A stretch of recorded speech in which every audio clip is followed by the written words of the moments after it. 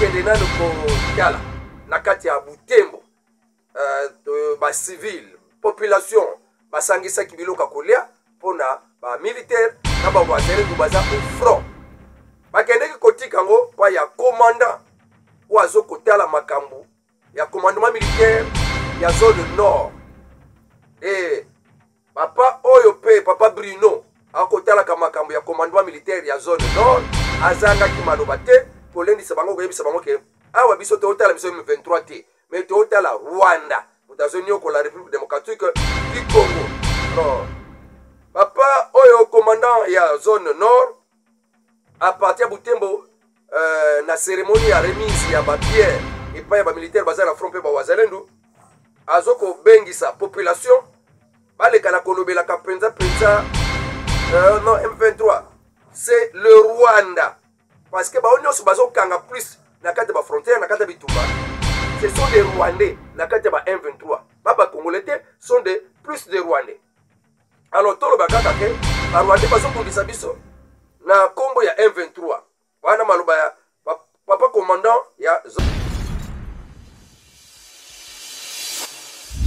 merci na koyambanga na kati ya bandako na bino nyonso bisika nyonso bozali bozwa penza ebele ya kolanda ngai na kati ya etanduike na chaîne ya Tindika télévision esika pe papa Keli azali azolanda ngai pe papa Rifeki Sombe azolanda ngai papa Kapaya azolanda ngai esika azali na tumbili bino botondi ba wazalendo mobimba bisika bozali na kati ya 26 province ya mboka ya RDC pe na kati ya diaspora mbotebele na bamboka bozali bolanda ngai malamu makambo na ngai ba moko to mibale pona lelo na yebi ke boko sepele nango na sengi bino bo commenter bo like émission ceux qui peuvent s'abonner les kana ko s'abonner na tombeli bino en tout cas to ko bebelete malamu to kende mbala moko tout droit au but parce que eza makambo ya kitoko de quoi est-ce que nous allons parler situation sécuritaire de to ko beta masolo na masisi bitumba dans le bero bitumba pe na ba ngam mususu victoire ezali vraiment certaine c'est une bonne nouvelle encore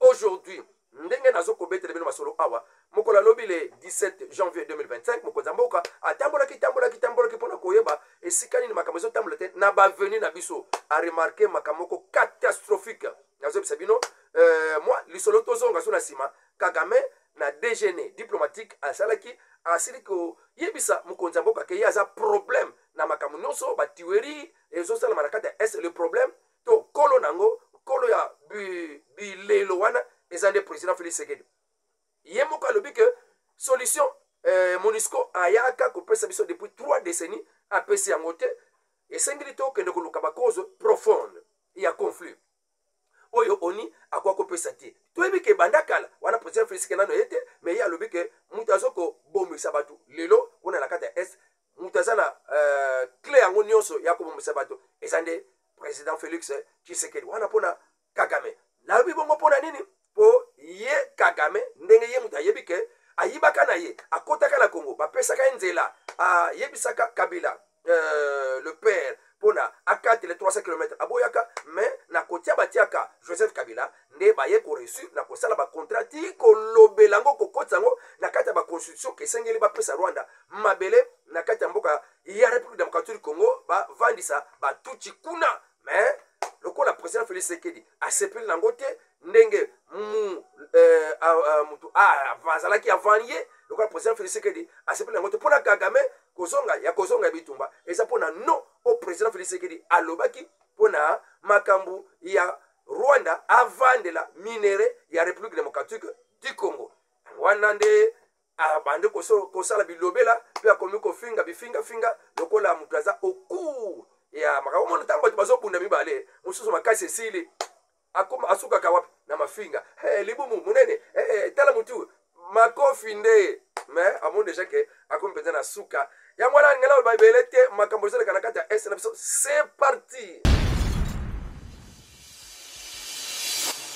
tokende tout droit au but mbala moko na makambo otoni tolobela mokolo lelo sur la situation sécuritaire. Toyebi que y avait accalmie ezalaki na kati na Masisi centre malgré accalmie ngome tension ezalaki kaka moi monté kuna na kati ya Masisi centre mais bitumba ezalaki penza aux environs ya Ngungu, la colline de Ngungu. Bitumba ezalaki mingi kuna. Ba exploit esalamaki makasi na kote ya Lubero, kuna nde to récupéraki mboka ya Alingombo bisika ba M23 basalaki barrière pona toleka te kokota na Kirumba. Alors sima ya exploit wana kuna na kati ya Lubero tuwe kosala exploit mususu ya munene na kati ya territoire ya Masisi, surtout na ngomba ya oyo Kasaki, na ngomba ya Kasaki ezalaki récupéré na maboko ya ba FARDC. Bitumba ezalaki aux environs ya ngomba ya Ngungu ndenge na zoloba. Et alors mboka oyo ya Kasake, mboka oyo ya Kasake ezanango à quelques 7 km ya village Ngungu. Nde bitumba ezalaki wana, mboka wana ba M23 ba vandelaki to récupérer yango. Eza eloko ya makasi FARDC, eloko makasi mboka RDC, eloko makasi kanenge tolobaka partout RDC, eloko makasi. Tozomona mikolo yo vraiment makamba minene ya esengo, epese biso esengo kolanda ka ba chaîne parce que tozoka prouesse makambo ya makitoko oyo FARDC azosala par rapport tango ezalaka ke bazwi mboka tel ba M23 bazwi mboka tel na posa kuta kolanda na posa kosala emission kuta ezalaka te. Mais tango tozo yoka ba nouvelle biso moko tokomi na posa koyebisa pe ba mususu makambo oyo ya malamu ezosala sur terre. Donc bonne nouvelle, mboka colline ya Kasaki à 7 km du village Ngungu ezwami na maboko ya FARDC pe Wazalendo. Toujours sur la situation sécuritaire na Ituri, track yaba Kodeko, track yaba ADF pe yaba groupe arménionso eko inquiété population na Ituri. En tout cas ils a en marche. Poursuite eza au zénith balembite avec le gouverneur Luboya Kashama Marge Bele bazondi maete, mais mutu akoza la 100% bon azane kakate. Il a fait de bonnes choses, il a maîtrisé des choses nakati ya Ituri, mais moi président de l'Assemblée nationale bango ya Ituri alobi papa gouverneur esengle o endosser responsabilité na yo ya makambo bele ozalaki à la hauteur te nakati ya Ituri. Mais ya alobi na sali pe bele, mais na sali pe mususu pe na sali te eza pe bele. Alors tozela mususu aya ko compléter après ngai eza problème te. Toleki pe kuna na kati ya Grand Bandundu opération moko ezalaki lancé kuna opération Ngemba. Opération Ngemba pona track yaba Mobondo et sali musala nango, plusieurs Mobondo bazalaki vraiment neutralisé moi semaine passée. Eza esengo na FARDC na biso opération ne suka kaka na Grand Bandundu te, mais ekendaki tina Congo Central kote ba Madimba kuna pe ba Mobondo bazoko sala rage même na Kinshasa awa. Service wana opération wana e salaki musala nango. Ba prouesse pe na opération Ndobo pona ko kanga ba kuluna pe ko tinda bango na angenga isika wana d'après papa Constant Mutamba ministre ya justice pona ko exécuter bango na peine de mort. Alors et ya bele bazo telemelango, mais du moins ngape nazalaki na si gestion na ngai na tina likambwana pona ebenda pito palete mbulu yekete na kati ya opinion nationale pe internationale malamu ndenge salami na Rwanda. Pour Rwanda azaki pe na ba prisonnier criminel na kati ya ba boloko na ye ne kolandi sama effectif ezako diminuer na est ya République démocratique du Congo isika bango bazo tindaka ba militaire bakena kozwa ba criminel prisonnier na ba prison na bango ko landisa bango formation militaire afin que bazala utile pona musala na bango pona kotinda bango à l'est de la République démocratique du Congo pona kobunda au compte ya M23 na kombo ya RDF.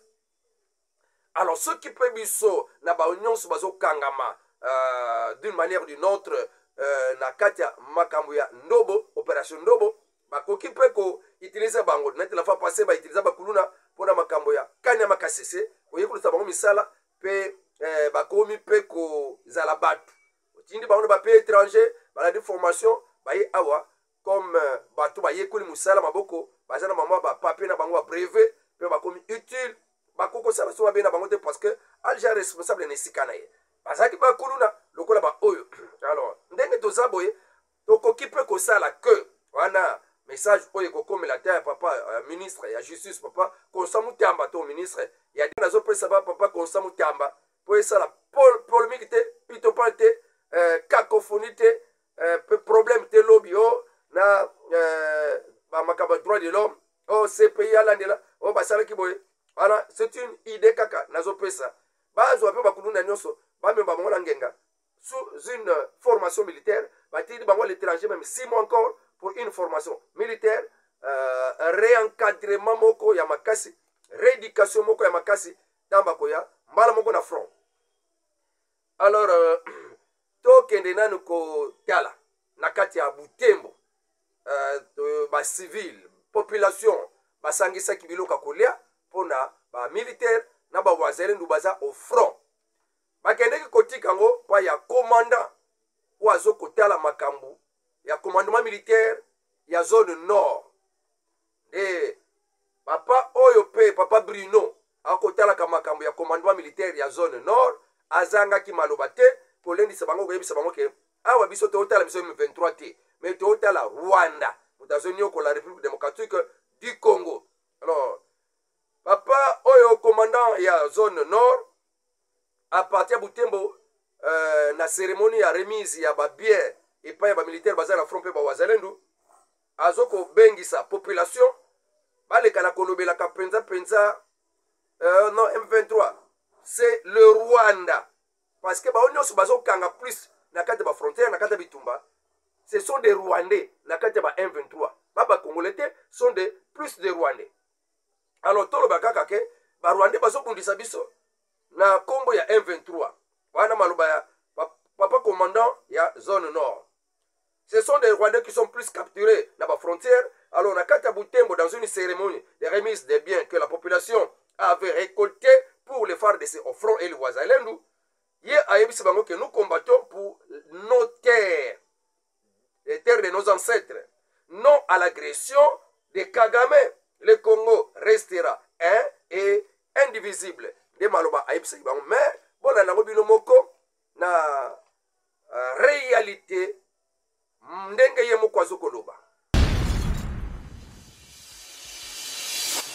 Agression de notre pays. Et vous êtes sûr que cette agression est venue du Rwanda. Moi, ce que je veux vous parler, il faut que vous changez les concepts. Au lieu de commencer M23 et RDF, moi je ne vois pas les M23, et je vois les Rwandais. Bref, année que nous avons capturé des Rwandais militaires et ils ont avoué réellement qu'ils sont des Rwandais qui sont sur le sol congolais. L'armée ne peut rien faire sans la population. C'est-à-dire la force de l'armée, c'est la population. Aujourd'hui, notre population soutient toujours son armée.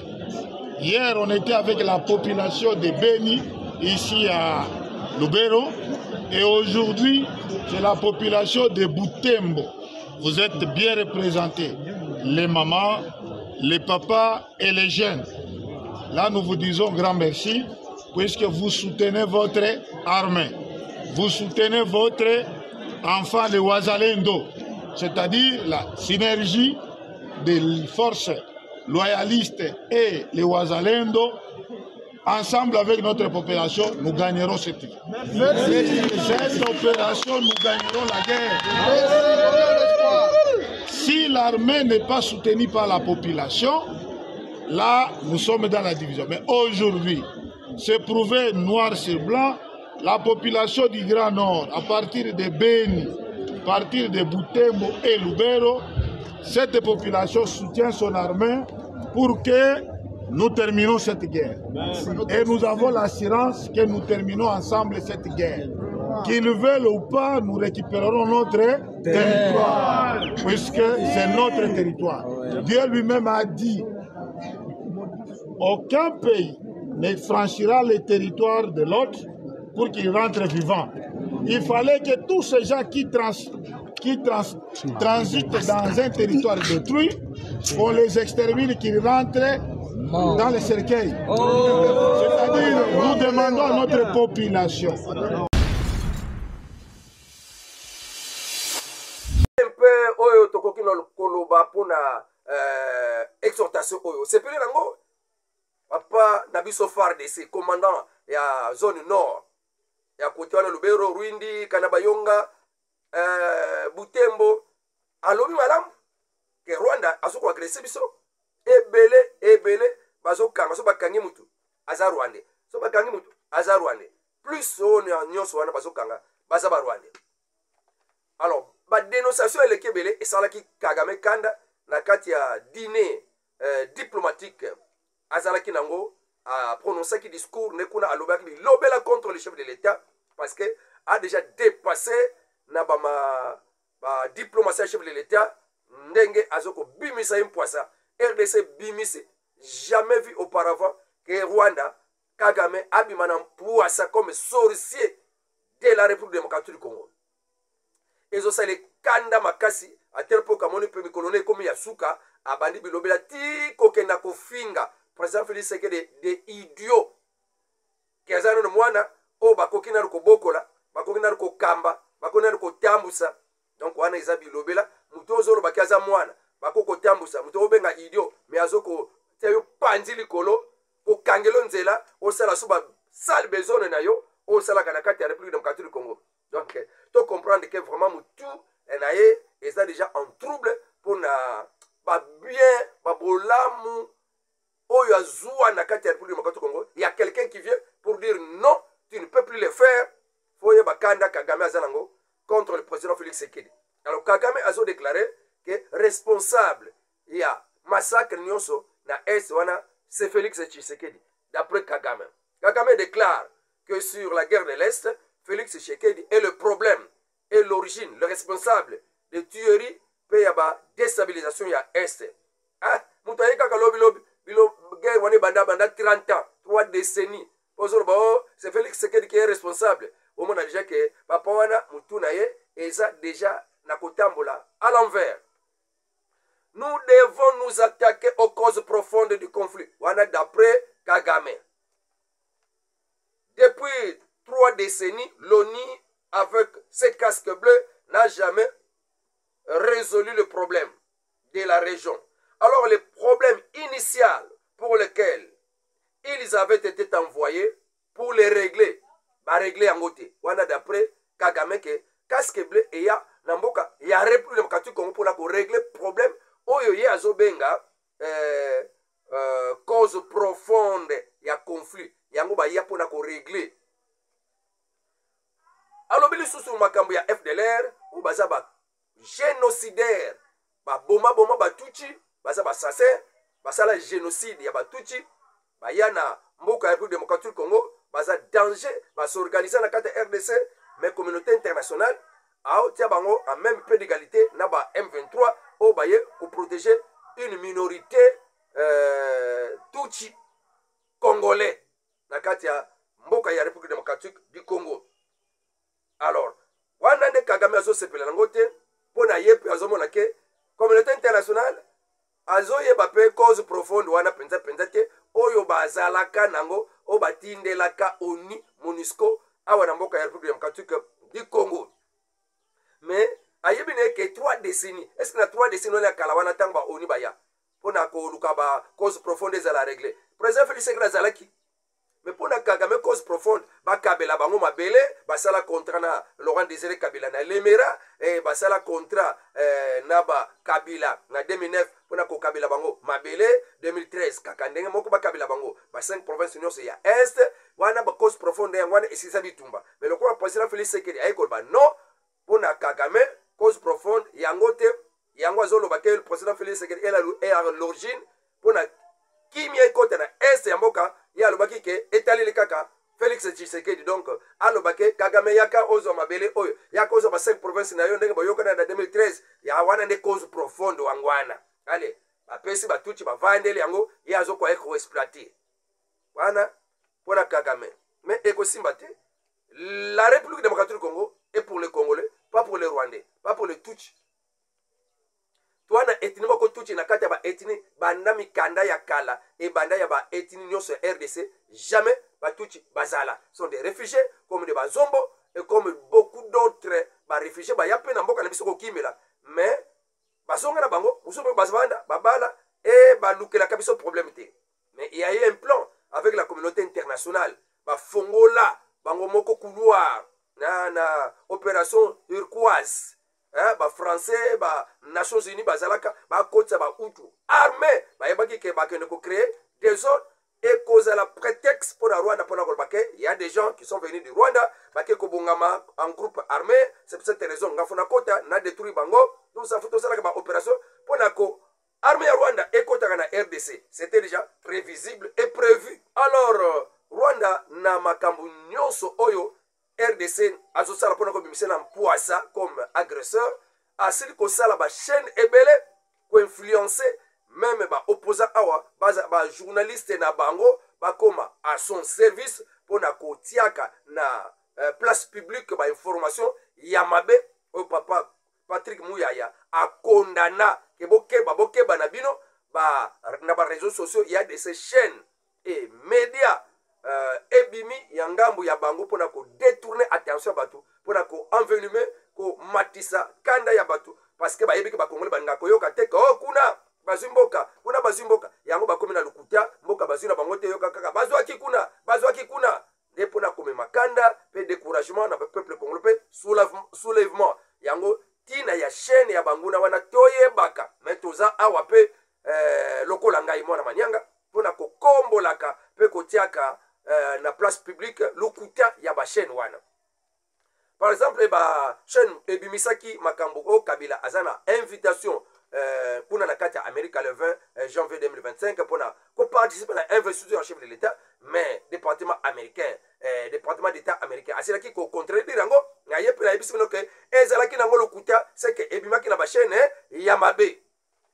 Quand les Cambos sont un groupe de généraux, il y a Est, bah lobby, il faut président Félix Sekedi, Asala Kaka, Boyokani, na Nanga, pena AFC parce que bah déjà bah terrain est belé, pe tozo kufa, pe kolia izate, oh, banda karawana kutu bandanga, bah M23 bah zoma belé na biso tozo perdre, bah ko sala bah déclaration wanate, kaka lelo lokola tozo gagner terrain, ne ba lo baké tozo kufa, oh non tozo zangi akolia, tozangi ba munitions.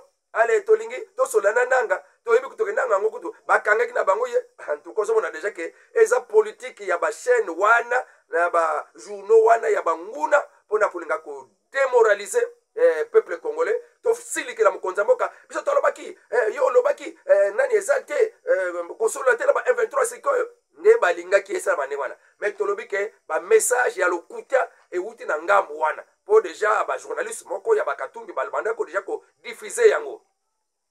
Même oezaki yo bato demi-ape, mutu abatie na kati demi ape chef wana azosala ki nepotisme, nyonso wana pona to yinaye to sepele na mutu oyo azalaki penza peut-être kala alors tozonga na boye. Donc c'est du mensonge nyonso wana. Oh non, un groupe de généraux, un groupe bakomeli chef d'état-major, bakomeli président. Et wutaki nango na ngambu ya ba chaîne ya banguna. Lelo na yeko yebisa bino ke eza lokuta jamais na monde ya armée biloko wana esalama 2 to 3 généraux ba comme le président de la République tozo comprendre te cabinet wana eza malamu te tozo lia te na kati ya front tolingo solo na nanga jamais armée azalaka apolitika akoki ne s'introduire te na makambo ya politique ye akamba makana politique. Voilà ya mboka biso ya Congo. Comment mutu asalaka na armée, mutu aza armée militaire, mais akoma ko kota na makambo politika. Ngenge maman na biso Denis Nyakeru, la première dame, audio mokozo leka, vraiment batu mal intentionné. Osolo na bino, ne osolo laka, mais ale basu mbala moko utia na place publique pour na ko choli sa mutu. Ko boa kila mutu libabe ketala, moi ça chef de l'État. Mais na tangu asila ki kozo rapport pa papa président Félix Sekedi ke nazalaki na réunion mais kotala ka bazwaki na bango na réunion bazali kutu ba ebelete mais tout monde kama solo to solo laki et comme déjà la ngambo ya banguna donc eloko wana président Félix Sekedi akotia confiance na nani na mboko oyo ezape ko po ba mususu o ba changer mutu na kati ya entreprise bachange moto na kati ya poste boye mais eza na bapule na ye bato ne moko boye atikala kokota na kati ya entreprise wana bakolinga te moto mosusu aya bakotie bacroque en jambe ale entreprise ezobeba ezorekile donc wana siko pasi ya nani ya bapeuple congolais to politiser nyonso eza pe quand même regret na ye donc en tout cas n'y a rien qui arrive par hasard c'était mal nécessaire et pesinga moi non c'est quoi qui nous sommes nous les Congolais en tout cas nous sommes les premiers sorciers du monde non c'est pas comme ça bati PDG ale oyo bazalaka na PDG akala bavandeli yo makita mpona banyokola gestion na yo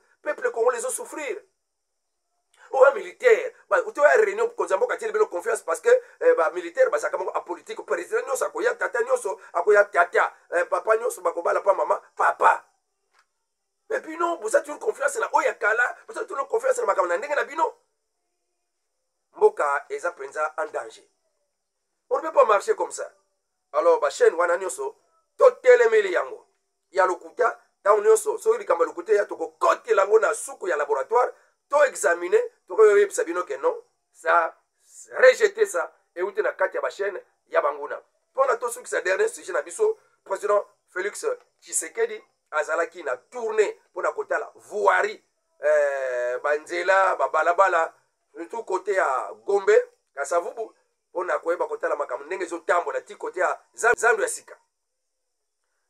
Le président Félix Tshisekedi a consacré la journée d'hier vendredi 17 janvier 2025 à une visite de voirie urbaine de Kinshasa. Menant vers la commune de la Gombe.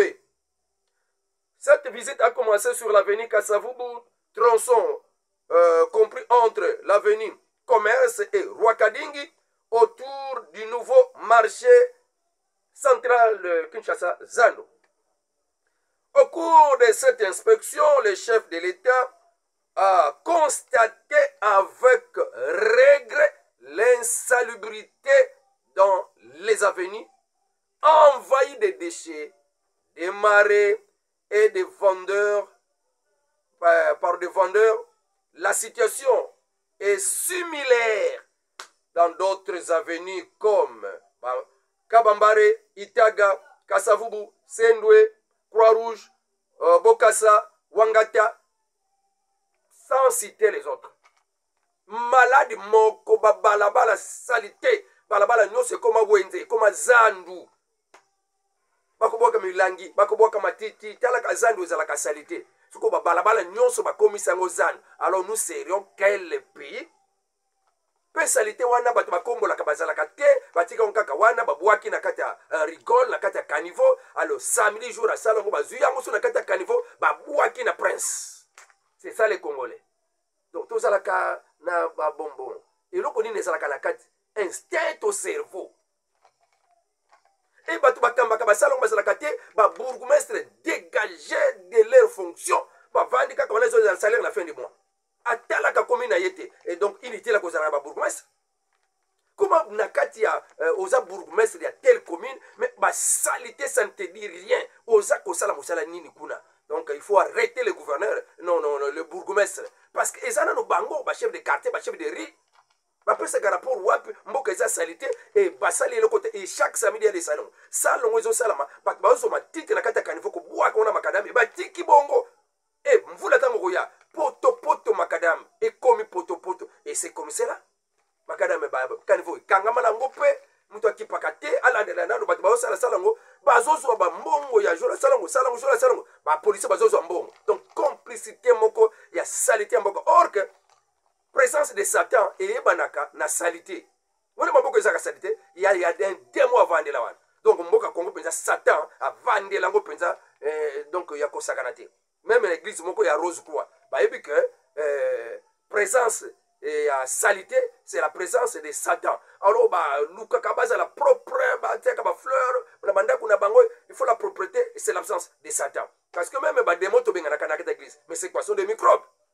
Ce sont des microbes, la microbe de la malaria, la microbe de typhoïde, et c'est les sons de salmonella, et Escherichia coli, puis microbe msusu staphylocoque, microbe msusu yaba streptocoque. Nous, ce sont des microbes, oyo tokutanaka nango batétanos na basalite tokutanaka nango okende kochuma eloko moko okende kozoka esika moko okende kolokota salite wana omeli mpe mipepe wana malade ekoti bamicrobe ekoti parce que microbe mosusu torespiraka yango ekoti okebela typhoïde donc okebela typhoïde un démon ya salmonella ebandi kotungisa nzoto maintenant à l'église passer nazo mosala démon de la malaria démon de typhoïde mais parce qu'il y a une présence de la saleté non on devait l'éviter on devait éviter que bapasser bazala mosala ebele te et yango yokaka na baeglise surtout bakwankwa ya kisasa e basalite mpenza e na baeglise wana bato balingi mingi kokende baeglise bazopupula mais microbe bazala na ndako aye kopupula microbe wana na kati ya église badémon na kati ya église akesu na ndako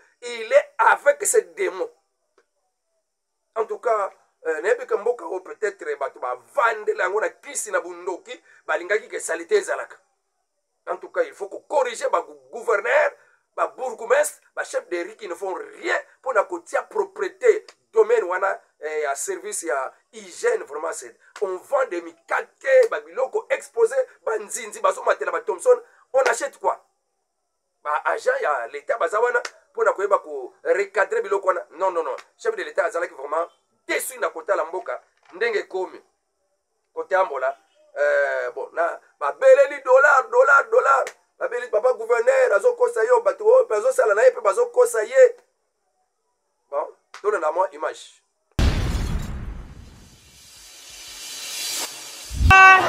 beton botala koza na bokasa ye wana na itaga akiti azosolola na population botala faci beton na itaga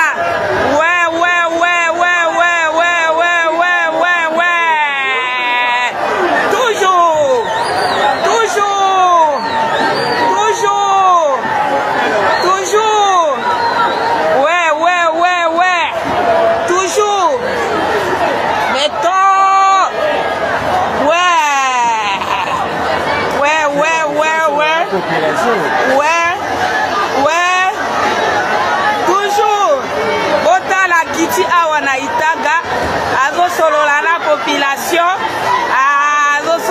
population toujours